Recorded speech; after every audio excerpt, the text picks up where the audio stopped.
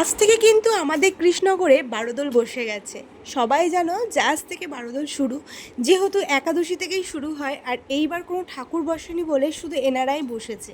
আর ঠাকুর বসেনি বলে দেখছি প্রচণ্ড পরিমাণে ভিড়টাও কম ছিল।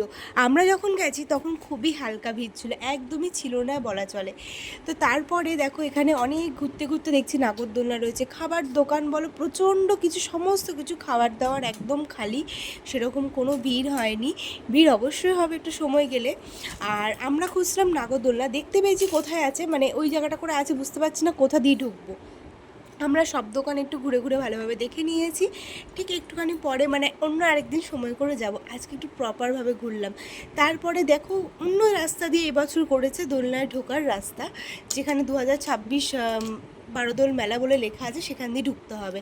তো তারপরে দেখো খুঁজে পেলাম অবশেষে মেলার হচ্ছে বারোদোলের, যেখানে মেন যেটার জন্য আমাদের বিখ্যাত বারোদোল যাকে বলা হয়, তো দোলনাগুলো খুঁজে পেলাম। আর এখানে এবছর প্রচুর রাইড এসছে, এই রাইডটা এসছে নতুন, যেহেতু মানে আমার দেখে প্রচণ্ড ভয় লাগছে। এরকম অনেকগুলো রাইড এসছে এই বছর, নতুন নতুন রাইড, তোমরা অবশ্যই ট্রাই করতে পারো, অনেকগুলো ভালো ভালো রাইড এসছে। আর বিশাল কিন্তু ভয়ানক, তো রিস্ক তো আছেই ভাই, আমার তো খুবই ভয় লাগে। তো এইটা যেমন একটা নতুন এসছে, আরেকটা জিনিস তোমাদেরকে দেখাচ্ছি, সেটাও নতুন এসছে এই জিনিসটা। তো এইটা আমি তো যতক্ষণ করি ততক্ষণ থেমে গেছে, মানে এটা ওপর থেকে নিচ অব্দি ঘোরা, তো এটাও থেমে গেছে। এটাও এই বছরে হচ্ছে এখানে এসছে, এটা বেরোনোর সময় আমি দেখেছি। তো এই এই ওই পার্টটাই করে এবার হচ্ছে দোলনাগুলো যেহেতু বসেছিল তাই জন্য খুঁজে পাওয়া যাচ্ছিল না।